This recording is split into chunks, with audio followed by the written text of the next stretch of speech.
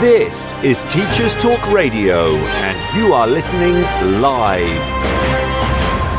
Hello and welcome to the Monday Morning Break. I'm your host, Kanto Kotek. And this is our second episode featuring educators from international schools. Today we'll be looking at inclusion in international schools where English is an additional language for many of the pupils. This is Teachers Talk Radio, and you are listening live. Tune in live at ttradio.org, or to join in the conversation, download the Podbean app and search Teachers Talk Radio. Follow the hashtag TTRadio. Tune in, talk it out with Teachers Talk Radio.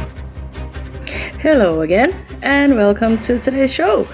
It's great to have you with us. Thank you for listening. If you're joining us live, do drop us a line and let us know where you're based. My guest today is Adrian Slapak, who is an educator at an international school in Malaysia. Adri will be talking with me about inclusion, but specifically in international schools where English is the medium of instruction, but not necessarily the first language of the students themselves. Many international schools are what we would call EMI, English as a medium of instruction, and pupils who need additional English support are enrolled in EAL programs. We discussed this in our first episode of this series. You can catch up on this episode if you've missed it on ttradio.org. So coming back to today, we have Adri who's going to talk to us about inclusion. And first, Adri, you're here. Say hello. It's good to see that you've connected. Hello. Excited to be here. Hi. You're a little faint, Adri, but I can hear you. I'm glad that you are here. How are you today? I'm all right. Thank you. How are you? I am fine, thank you. And besides you and me, there is Stanley, who's just said hello from Kuala Lumpur. Hello, Stanley. I'm glad you could join us. Adri, tell us a little about yourself, your background, how you got to where you are now. All right. So I'm originally from Hungary, but I've lived in Malaysia for the past decade. And in between, I got trained as an EFL teacher and worked as an EFL teacher in many different contexts in Hungary, the UK, the US, and then came to Malaysia with the British Council, where I spent about 7 years before I merged into international education as an EAL teacher. So that's what I've been doing for the past 4 years here. Okay.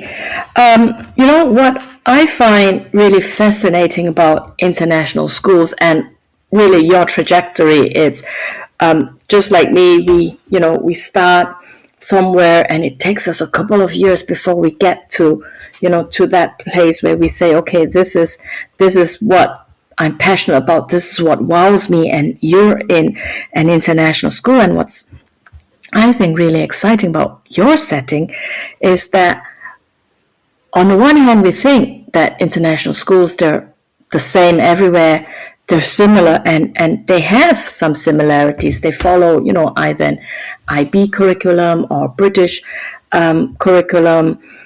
But, they're actually really, really unique communities. So could you please tell us about your school, about the community it serves, the community that's part of the school, all the families? Yeah, sure.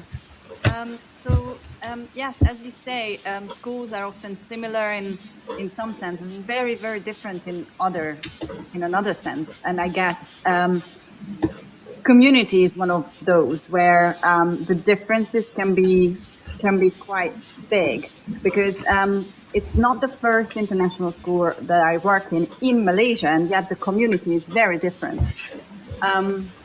in my current school, the majority of the learners that I work with come from mainly two countries, mainland China being one of them, and South Korea being another. We have lots and lots of local students and some students from other countries as well. But since I had our EAL department in the elementary school, most of my students come from these two big countries. But it's not the same in every international school, even within just, Kuala Lumpur and surrounding areas. Okay. What attracts, or what's, how can I phrase this? What draws these families to the school that you're at from all the other schools that are available? That's an interesting question. And I think there are many, many different reasons.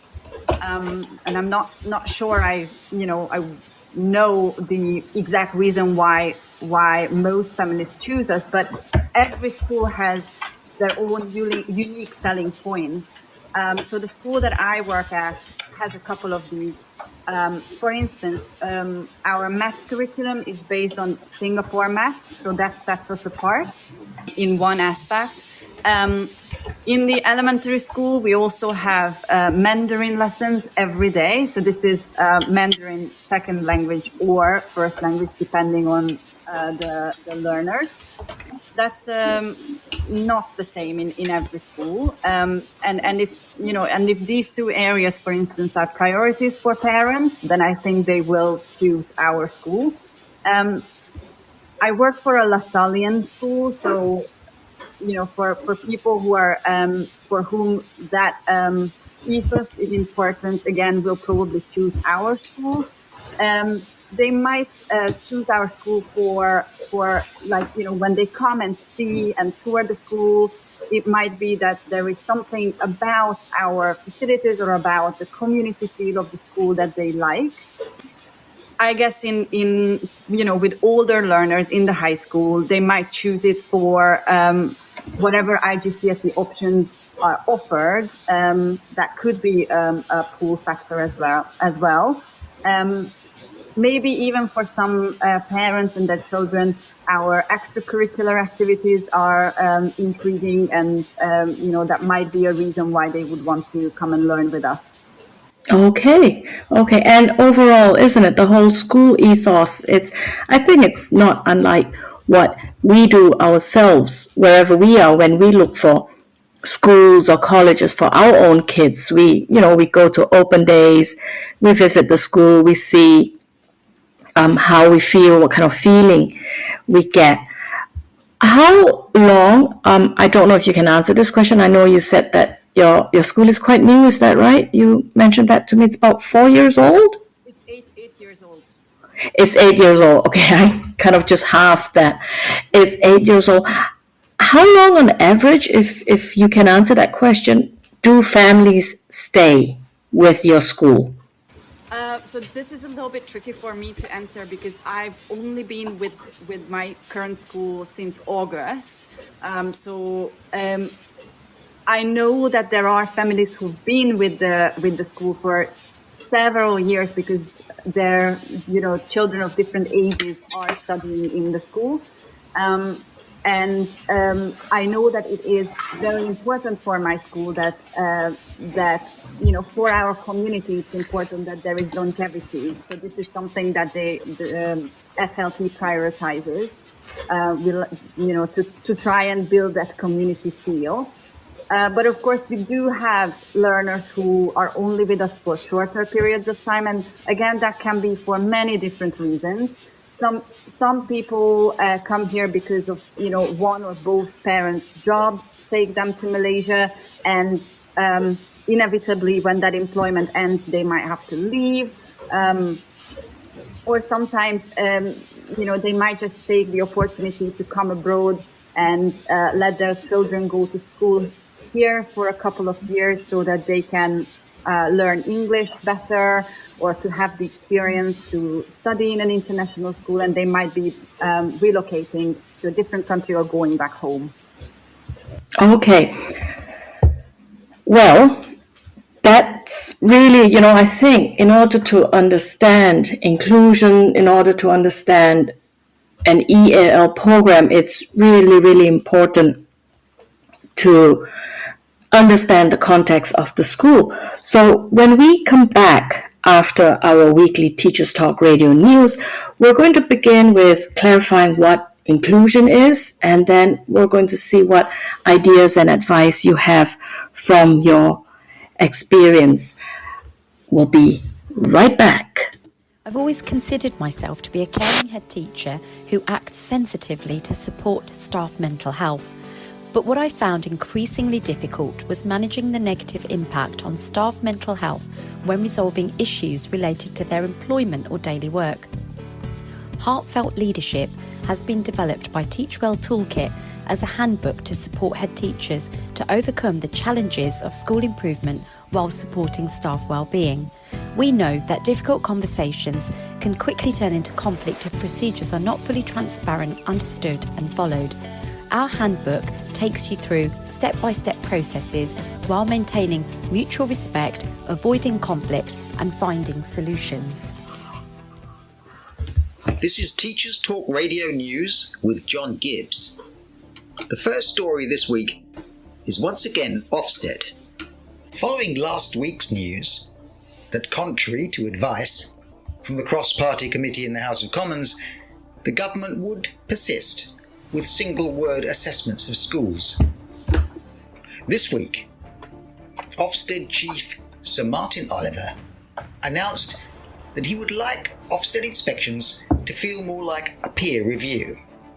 At the Schools and Academies show on the 2nd of May, Sir Martin indicated that Ofsted had embarked on a reform journey, and he further noted that he wanted Ofsted inspections to feel like, in some ways, a peer review system. While Ofsted and Sir Martin have launched the Big Listen consultation, a group of former Ofsted inspectors, academics, experienced teachers and head teachers, led by Professor Colin Richards and Frank Norris MBE, have launched the alternative Big Listen. They've set up their own website and are accepting responses and views from across the education world. The 50% rule in English faith school admissions, introduced in 2010, stipulating that where newly established academies with a religious character are oversubscribed, at least 50% of their places would be open places, i.e. allocated without reference to faith, is to be scrapped in plans announced by the government. The government also plans to allow churches and religious groups to open faith-based schools for children with special educational needs, which campaigners warned could raise ethical issues. Proposals to scrap the 50% cap, which only applies when schools have more applicants than places, are opposed by Rowan Williams, the former Archbishop of Canterbury, on the grounds that it would be divisive and likely to penalise disadvantaged children by denying them access to local schools. While the government believes that faith-based schools give parents greater choice, encourage better behaviour, and also academic outcomes, Andrew Copston, the chief executive of Humanist UK, is quoted as saying, "The proposal to allow 100% religious discrimination in new state faith schools will increase religious and racial segregation." Teaching assistants are again in the news this week.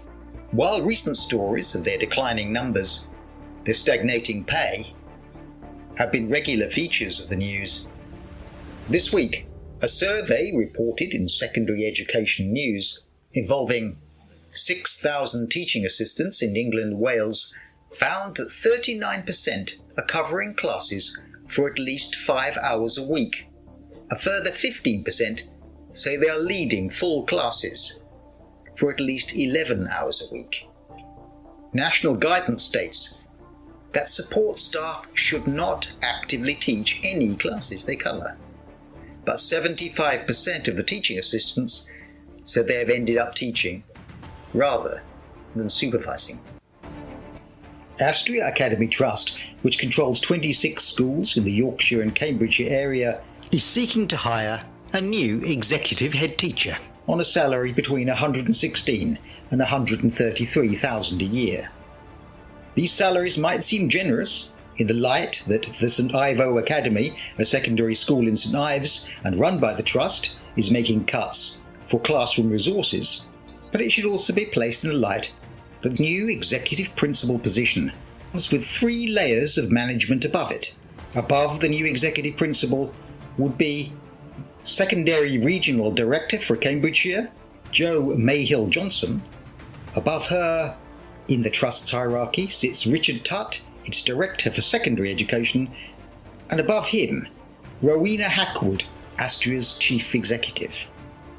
And the number of Astria's employees paid at least £100,000 a year has increased from 7 to 10 from 2022 to 2023. It is reported that Ofqual have warned that exam results, GCSE and A-level, will be down this year. This will be the result of the return to pre-pandemic conditions, meaning candidates had no prior warning of what might be coming up in the exams, and the lost learning that resulted from the COVID pandemic. In an interview in Education Week, the statistician Dennis Sherwood once again stated his view that A-level and GCSE grades are only reliable to one grade either way. If you wish to listen to interviews with Dennis Sherwood, you can find them in the Teachers Talk Radio back catalogue, or follow many of these news items on the weekly review on Sunday mornings. This has been your Teachers Talk Radio News with John Gibbs. Thank you for listening. At Bloomsbury Education, we're passionate about supporting teachers with high-quality professional development books from leading experts. Whether you're navigating your first crucial years as an early career teacher or a more experienced teacher looking to refresh your practice or take a step up into leadership, our award-winning books are here to help. We publish practical books to support teaching across primary and secondary, from the very best in research-led practice to trusted advice on inclusivity, behaviour and curriculum design. Visit the Bloomsbury Education website at bloomsbury.com/education to find out more, and use code BLOOMTTR24 to save 20% on all education titles. Bloomsbury Education, books for every step of your teaching journey. Okay, so welcome back. As I mentioned, we're talking about inclusion today, and I think we should first clarify what this is. I know for me, at a very basic level, inclusion simply means that no one is left out, so no one's excluded from anywhere.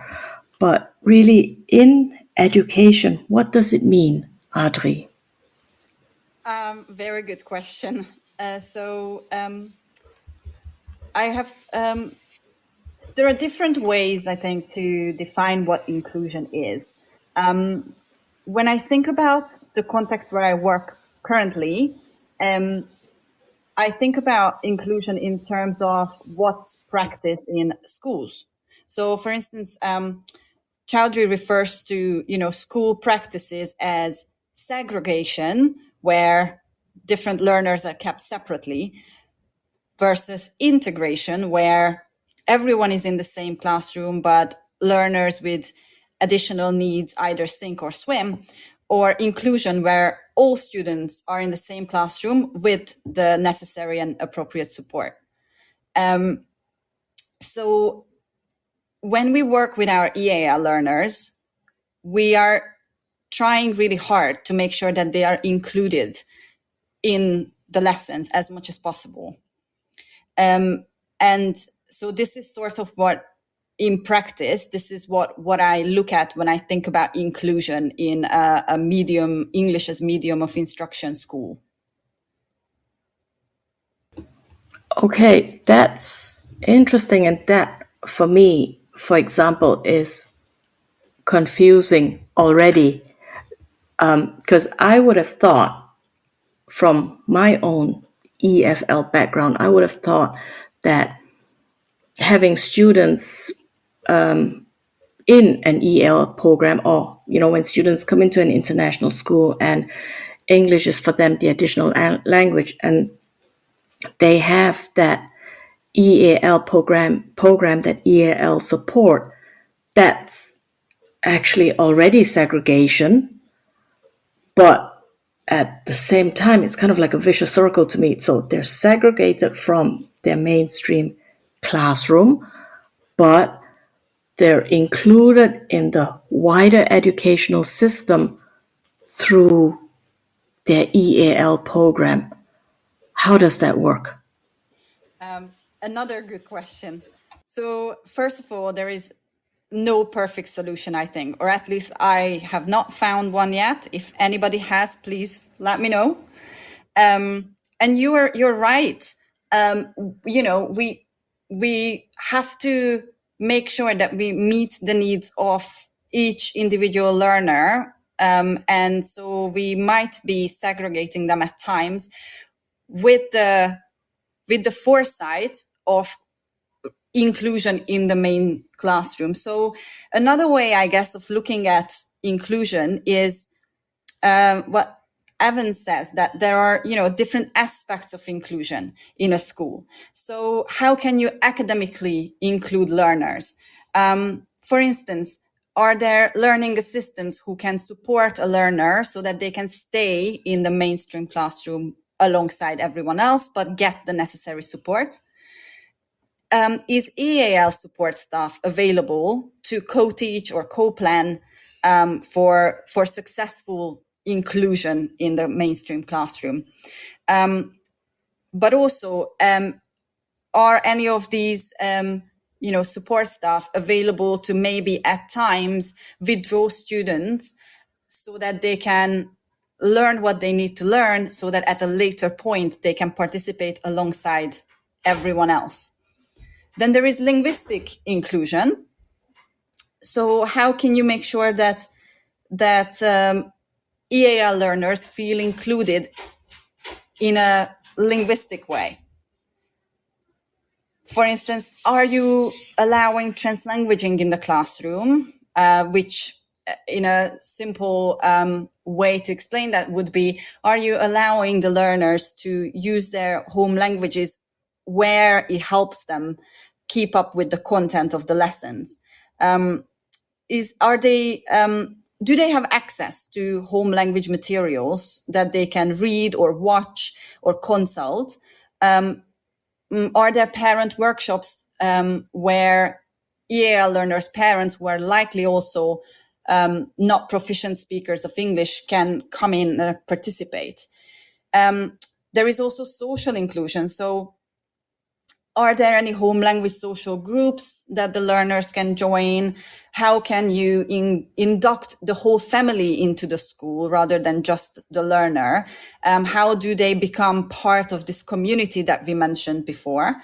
Do the learners themselves have access to the after school programs and the different clubs in the school?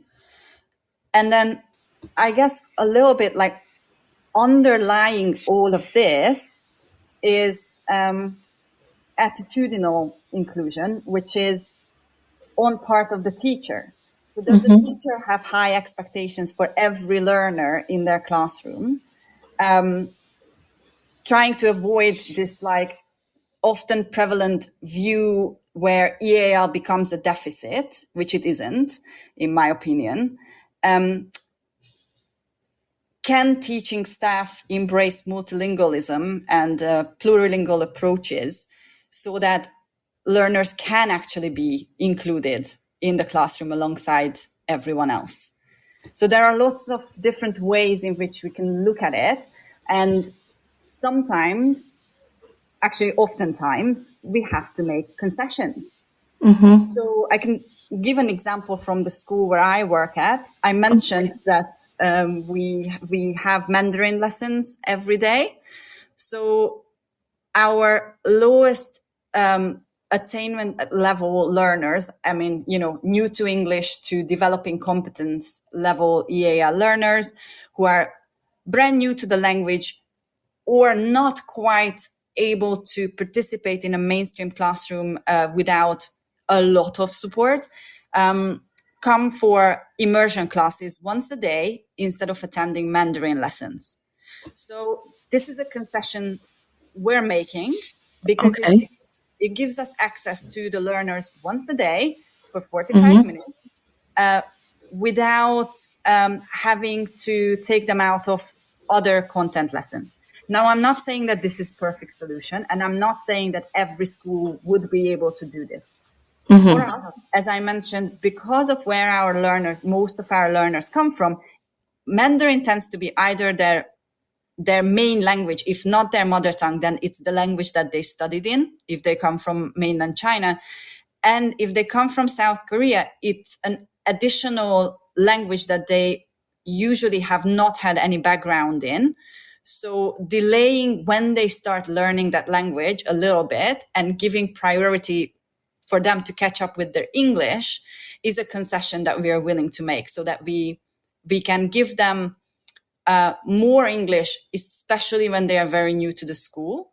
And then we take that scaffolding down bit by bit as they are improving. That sounds like a massive undertaking. It's definitely not simply, student enrolls in the school, student is assessed for their level of English, and then student is, assigned, or students put into the EAL, English as an addition. Just said about having EAL support staff. So that's is that support staff as in you have EAL teachers and then you have additional support staff, or is that one role, an EAL teacher? I guess I'm using EAL support staff as an umbrella term. In my school, we're generally teachers. Some of us are termed as EAL coaches.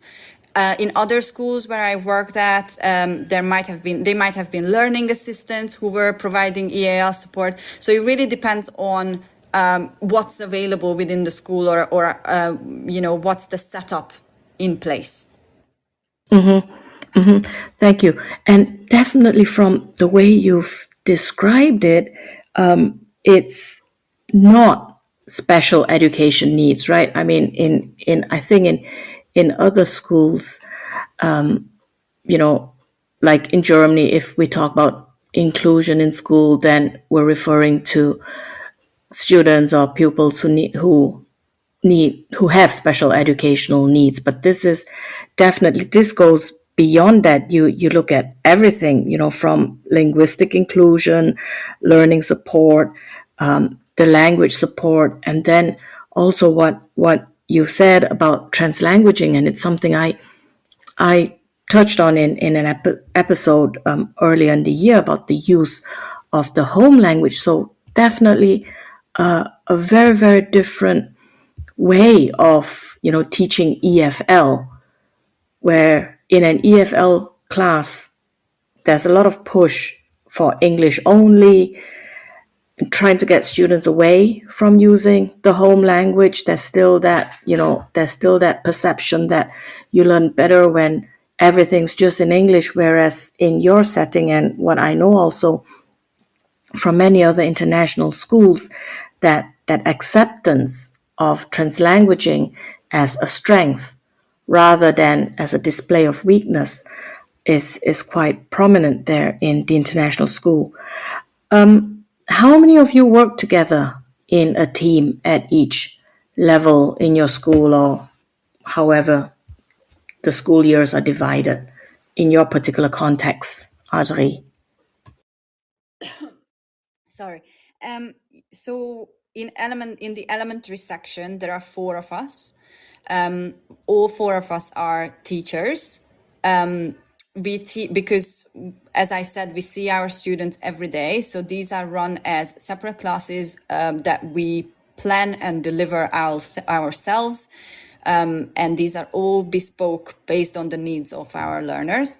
And on top of that, we also provide additional support in terms of guided reading. We push into lessons, which means we go in and support certain learners, or we pull out small groups or individual learners for interventions. And then in the high school, there is also a team of 4, and 2 of them are teachers, 2 of them are called EAL coaches.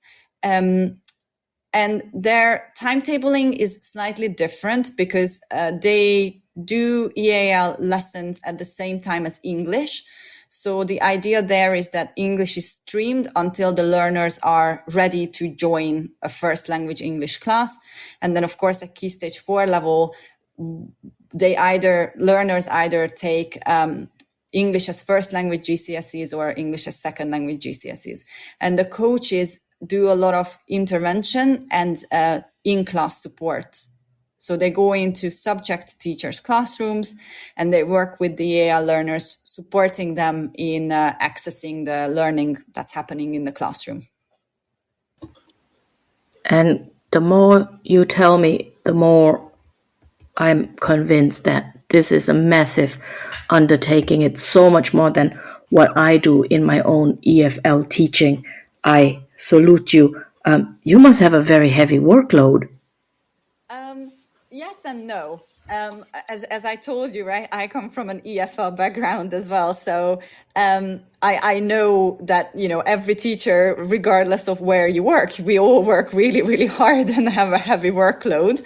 I think it's just that what we do here is it's sort of more continuous. So if I compare it to when I used to work in EFL, there you teach your students, and then when the lesson is over, you are preparing for your next group of students. And once the course finishes, that course is finished. And even if, the same level runs again, the consistency of your class will be different. So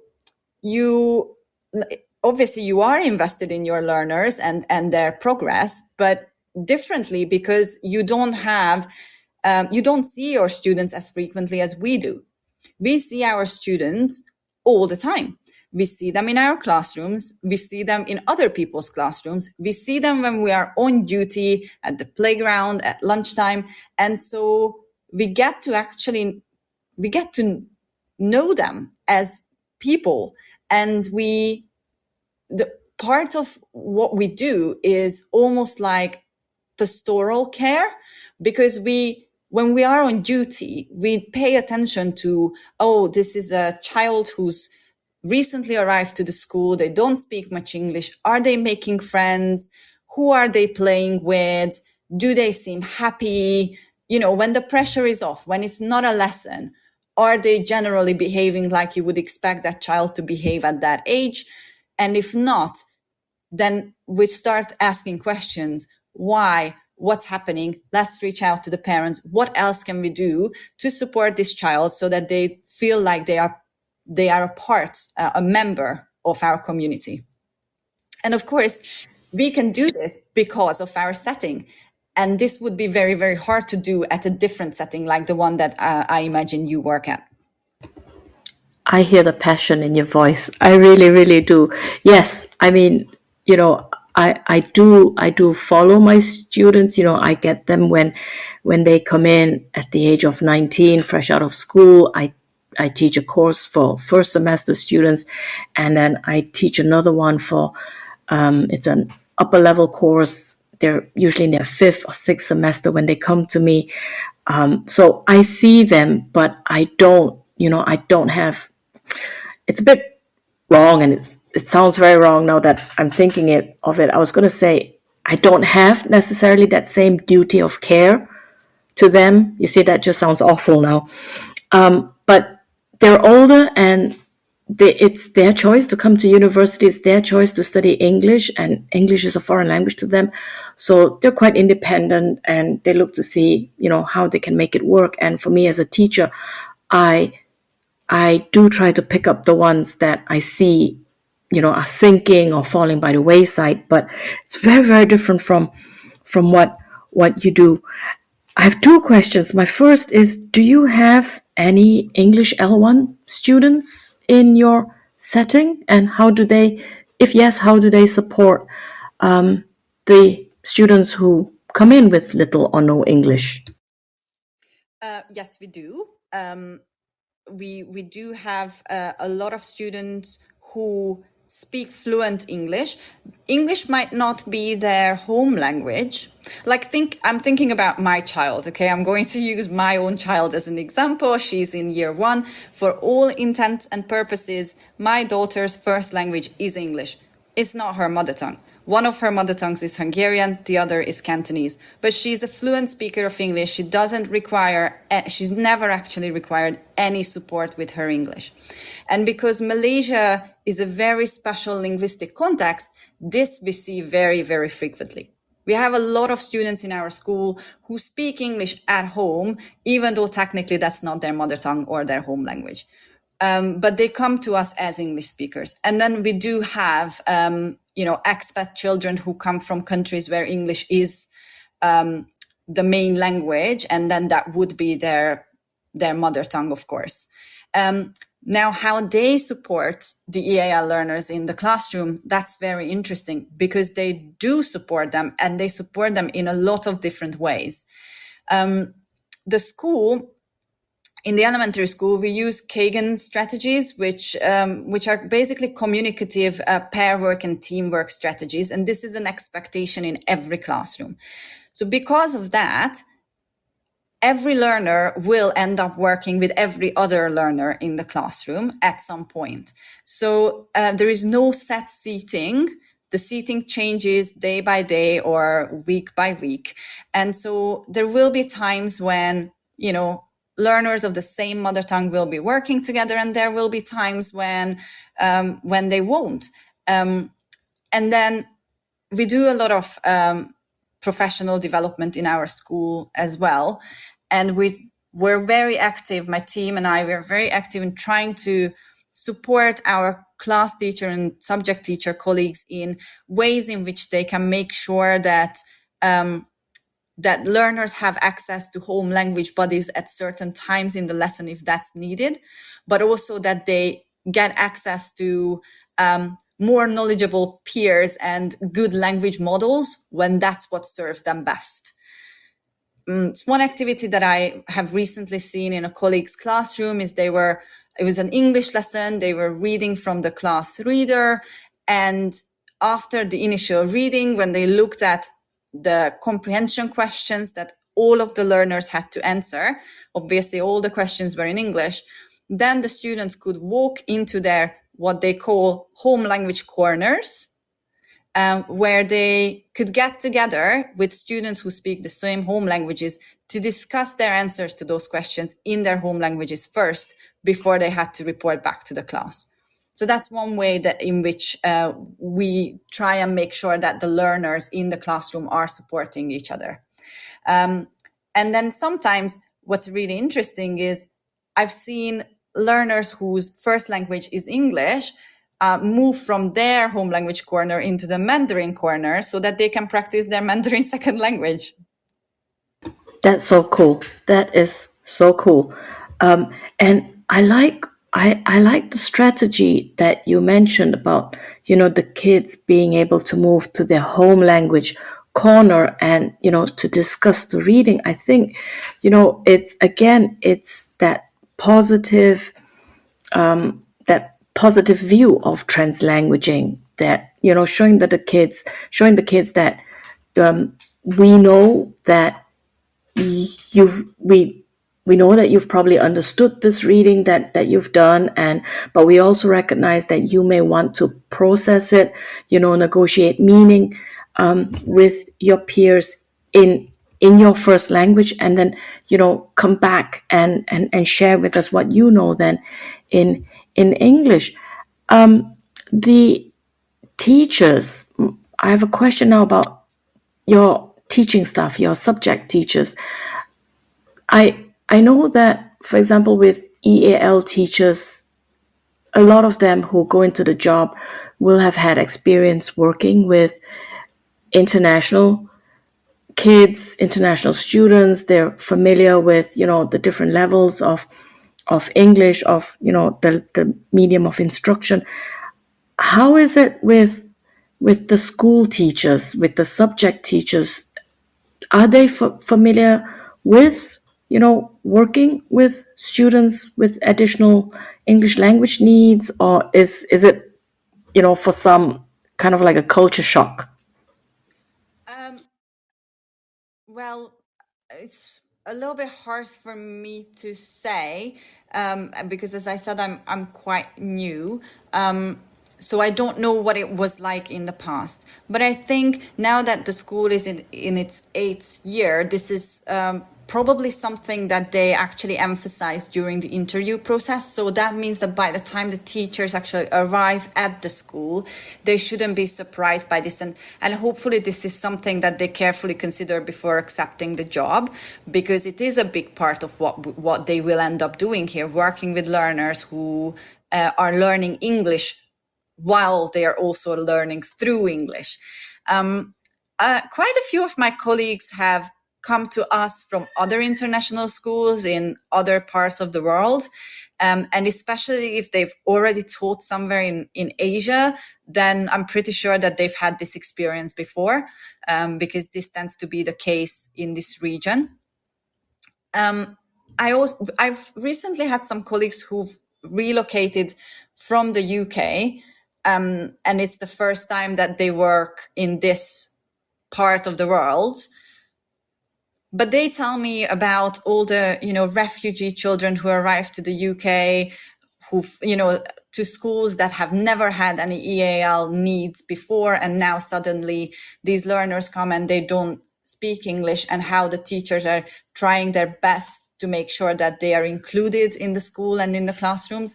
So I feel like the world has changed so much that nowadays teachers they have to be prepared for this, because this is happening more and more frequently and in more parts of the world, I think. Yeah, I mean, it's all part of globalization, isn't it? And it's also, our increasing knowledge of how young people learn. And of course, when you have, happy families, well, first of all, if you have satisfied and happy learners, happy students, you'll have happy families. And when you have happy families, you have also teachers who feel like they've done a good job, they're satisfied with their job, and that's all part of, everybody's well-being. And we have some messages. I've always considered myself to be a caring head teacher who acts sensitively to support staff mental health. But what I found increasingly difficult was managing the negative impact on staff mental health when resolving issues related to their employment or daily work. Heartfelt Leadership has been developed by Teachwell Toolkit as a handbook to support head teachers to overcome the challenges of school improvement while supporting staff well-being. We know that difficult conversations can quickly turn into conflict if procedures are not fully transparent, understood and followed. Our handbook takes you through step-by-step processes while maintaining mutual respect, avoiding conflict and finding solutions. Okay, so I mentioned earlier, Adria, I had two questions. I asked you the first one about whether you had any English L1 students. My second question relates to what you mentioned earlier about, the sessions and the work that you do with the students being bespoke based on learner needs. How it sounds very individual. It sounds really very individual. So my question is, how do you determine learner needs?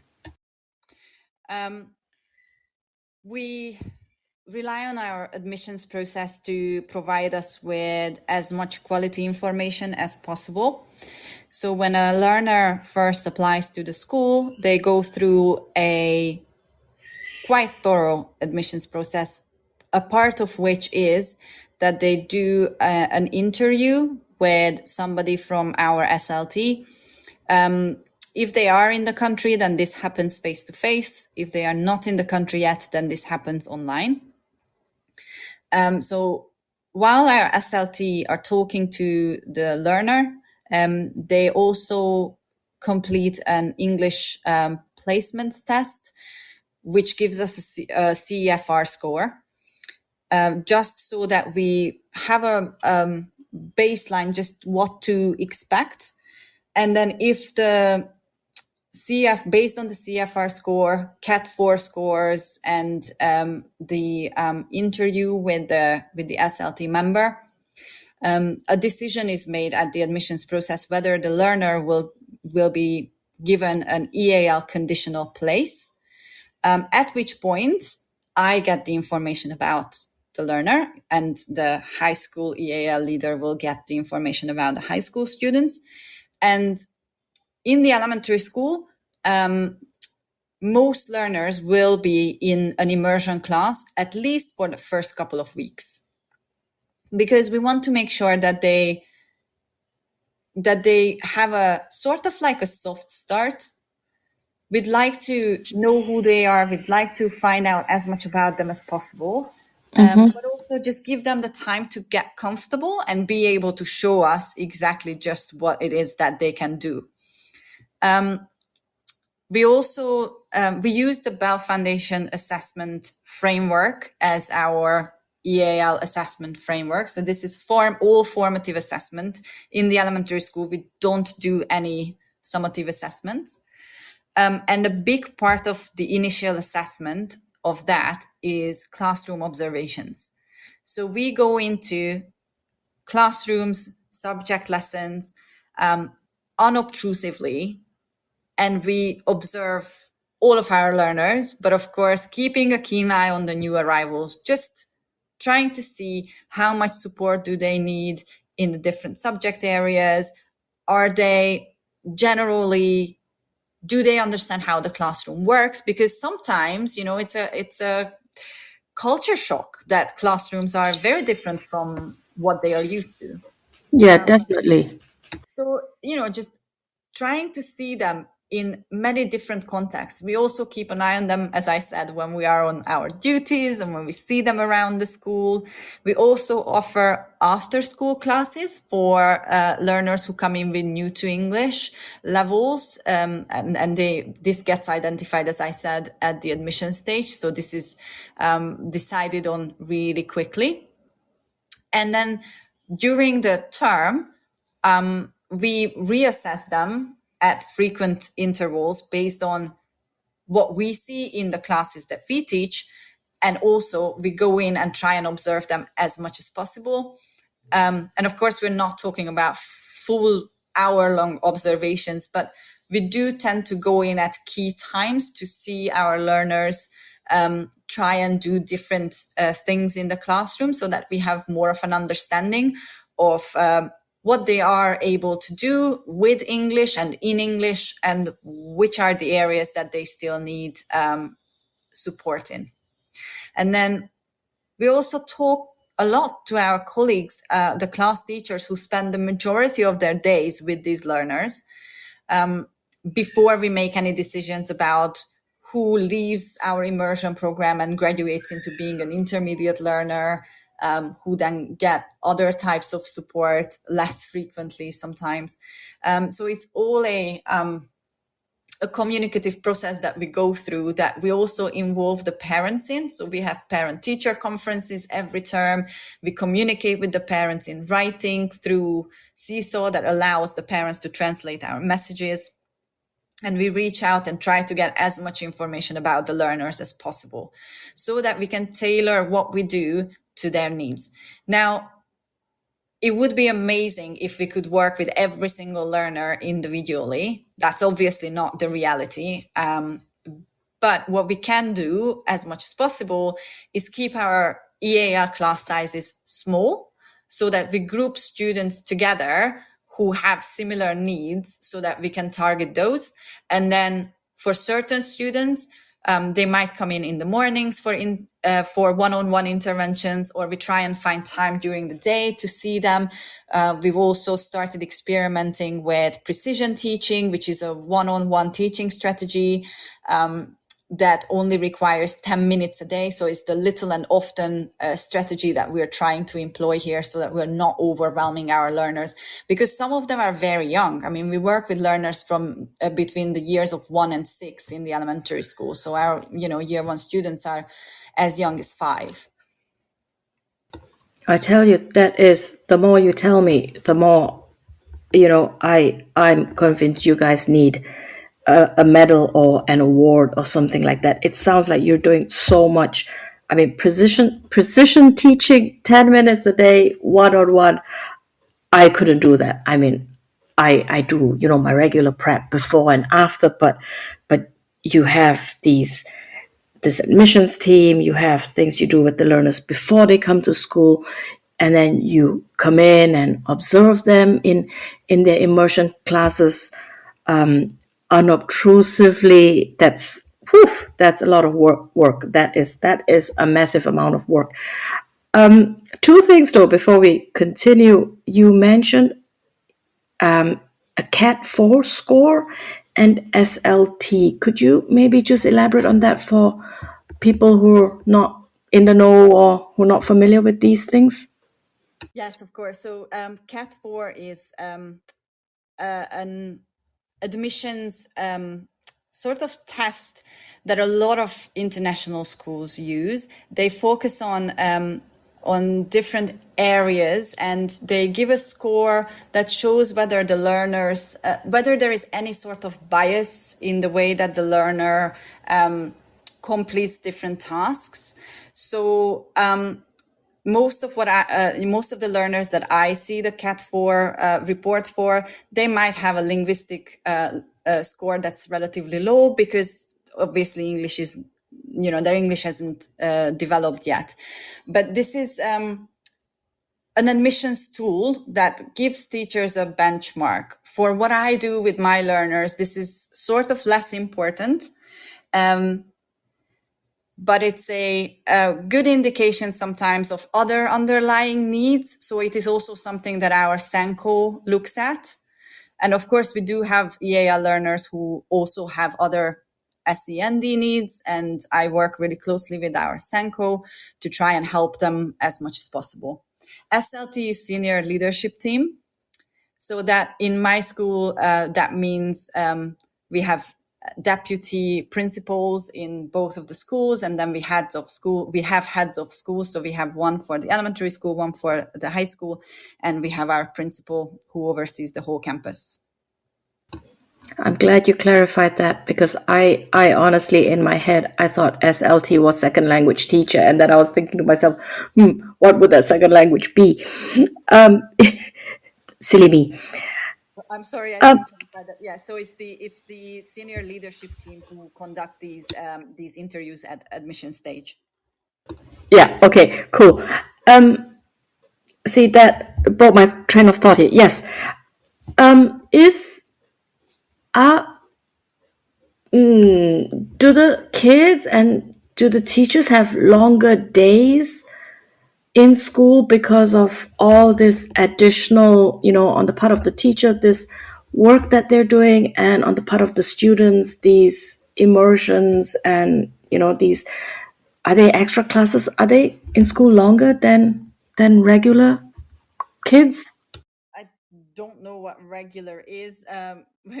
School starts at 8 a.m. in the morning, and it finishes at 2:45 for elementary school students, and everything that happens after that is considered a co-curricular activity. So our after school EAL classes happen as electives, so they happen at the same time as some students are playing football, for instance. And some of our interventions start at 7:30 in the morning.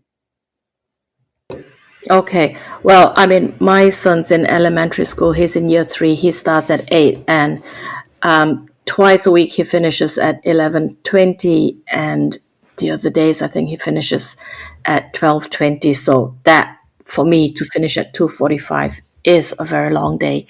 especially in the tropics. What kind of professional development does your team, or do all the teachers in school engage in to keep themselves on top of things, to work to serve the community better? We're really lucky because our school invests a lot in professional development. We have a person in the senior leadership team who is dedicated to organizing our professional development calendar. And about 3 times a month, we have some sort of professional development workshop on a Monday afternoon. Then there are different workshops for middle leaders. So I attended one this afternoon. And then we also, we have an appraisal system which is built around how we're curating our own professional development. So we have access to online courses with TES and other providers that offer short courses. So the school provides us access to that. We're also members of the school is a member of different organizations that also offer access to professional development. And the ones that are run in school for the teachers. So it is, for instance, part of my responsibility as EAL leader to have input into the professional development of my colleagues. So every term, at least once a term, it's an EAL focused professional development. Within my team, I encourage them to sign up for courses. They bring their ideas to me, and then we talk about what would be best for their own, where do they want to, what are the areas that they really want to develop, and what courses or what, I don't know, workshops or webinars could help them sort of get to the next level with that.